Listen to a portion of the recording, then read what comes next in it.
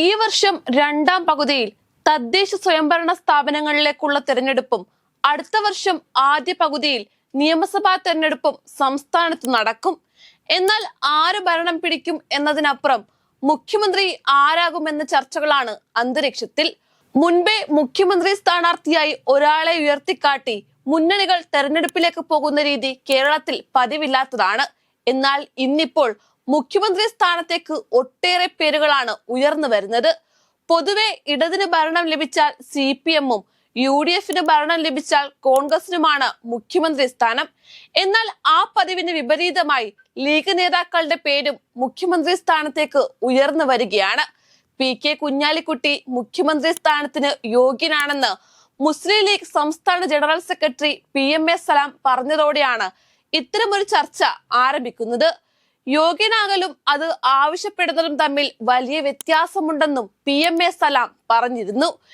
UDF-നെ സംബന്ധിച്ചിടത്തോളം കാര്യങ്ങളെല്ലാം ചെറുതും വലുതുമായ എല്ലാ ഘടകകക്ഷികളുമായി പരസ്പരം ആലോചിച്ചാണ് തീരുമാനമെടുക്കുന്നത്.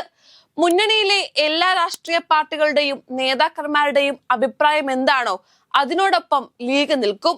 UDF അധികാരത്തിൽ വന്നാൽ കോൺഗ്രസ് ഒറ്റയ്ക്കല്ല മുഖ്യമന്ത്രി ആരാണെന്ന് തീരുമാനിക്കുന്നത്. ചർച്ച ചെയ്തായിരിക്കും തീരുമാനമെടുക്കുക. കോൺഗ്രസ് അവരുടെ അഭിപ്രായം പറയും, മുസ്ലിം ലീഗിന്റെ അഭിപ്രായം പറയും. എല്ലാ അഭിപ്രായങ്ങളും ക്രോഡീകരിച്ച് ഒരു തീരുമാനത്തിലെത്തും.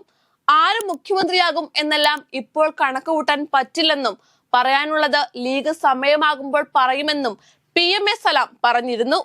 PK കുഞ്ഞാലിക്കുട്ടി മുഖ്യമന്ത്രി സ്ഥാനത്തിന് അർഹനെന്ന മുസ്ലിം ലീഗ് സംസ്ഥാന പ്രസിഡന്റ് പാണക്കാട് സാദിഖലി ശിഹാബ് തങ്ങളും പറഞ്ഞിരുന്നു. യൂത്ത് ലീഗ് മലപ്പുറത്ത് സംഘടിപ്പിച്ച പരിപാടിയിൽ ഉയർന്ന ചോദ്യത്തോട് സരസമായിട്ടായിരുന്നു സാദിഖലി തങ്ങളുടെ പ്രതികരണം.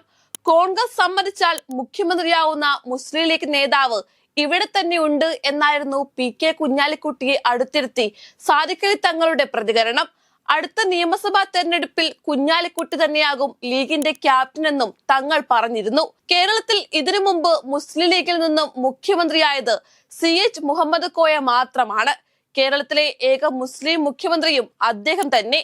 1979 ഒക്ടോബറിലാണ് CH മുഖ്യമന്ത്രി പദം ഏറ്റെടുത്തത്. രാഷ്ട്രീയ കാരണങ്ങളാൽ വൈകാതെ അദ്ദേഹത്തിന് പദവി ഒഴിയേണ്ടി വന്നു. 50 ദിവസം തികയുന്ന വേളയിൽ ആ വർഷം ഡിസംബർ 1-ന് CH മുഖ്യമന്ത്രി പദം രാജിവെക്കുകയായിരുന്നു. മുഖ്യമന്ത്രി വിഷയം മാധ്യമങ്ങൾ ഏറ്റുപിടിച്ചതോടെ ചർച്ചകളിൽ നിറയുന്നത് UDF അധികാരത്തിലെത്തിയാൽ ഭാവിയിൽ മുഖ്യമന്ത്രി സ്ഥാനം പങ്കിടൽ ഉണ്ടാകുമോ എന്നതിലാണ്.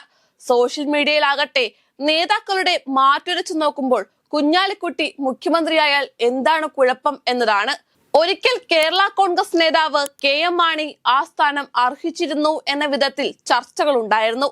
സംസ്ഥാനത്ത് രാഷ്ട്രീയ പരിചയം കൊണ്ടും ഭരണപരിചയം കൊണ്ടും അത്രമേൽ മിടുക്കുള്ള നേതാവ് കേരളത്തിൽ ഉണ്ടായിരുന്നില്ല.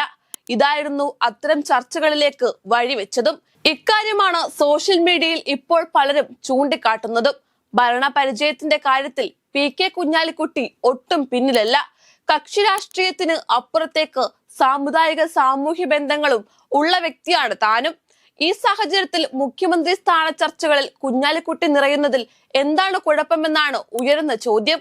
ഉമ്മൻചാണ്ടിയെ പോലെ തലയെടുപ്പുള്ള നേതാവിന്റെ അഭാവത്തിൽ കുഞ്ഞാലിക്കുട്ടിയുടെ പേരുയരുന്നതിലും അസ്വാഭാവികതയില്ല. അതേസമയം മുഖ്യമന്ത്രി പദം സംബന്ധിച്ച് മുസ്ലിം ലീഗ് സംസ്ഥാന അധ്യക്ഷൻ സാദിഖലി ശിഹാബ് തങ്ങളുടെ പ്രസ്താവന തമാശയായിരുന്നുവെന്നായിരുന്നു പ്രതിപക്ഷ നേതാവ് VD സതീശന്റെ പ്രതികരണം. PK കുഞ്ഞാലിക്കുട്ടി UDF-ന്റെ നേതൃതലത്തിലുള്ള നേതാവാണ്. അദ്ദേഹത്തിന്റെ അഭിപ്രായം തേടാറുണ്ട്. K കരുണാകരൻ, AK ആന്റണി, ഉമ്മൻചാണ്ടി മന്ത്രിസഭയിൽ ഉണ്ടായിരുന്നതിനാൽ പരിചയസമ്പന്നനാണ്. പൂർണ്ണ സഹകരണം ലീഗും കുഞ്ഞാലിക്കുട്ടിയും നൽകുന്നുണ്ടെന്നും VD സതീശൻ വ്യക്തമാക്കിയിരുന്നു. ചെറിയ അസ്വസ്ഥതകളോടെയായിരുന്നു സതീശന്റെ പ്രതികരണം. താൻ നോട്ടമിട്ടിരിക്കുന്ന പദവിയിലേക്ക് മറ്റൊരാൾ നോട്ടമിട്ടതിന്റെ അസ്വസ്ഥത ആ വാക്കുകളിൽ പ്രകടമായിരുന്നു.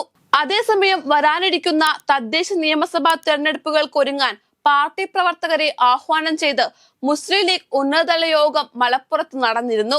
UDF സംവിധാനം ശക്തിയായി പോകാൻ എന്തൊക്കെ ചെയ്യാൻ പറ്റുമോ അതൊക്കെ ചെയ്യുവാനാണ് ലീഗിന്റെ തീരുമാനം.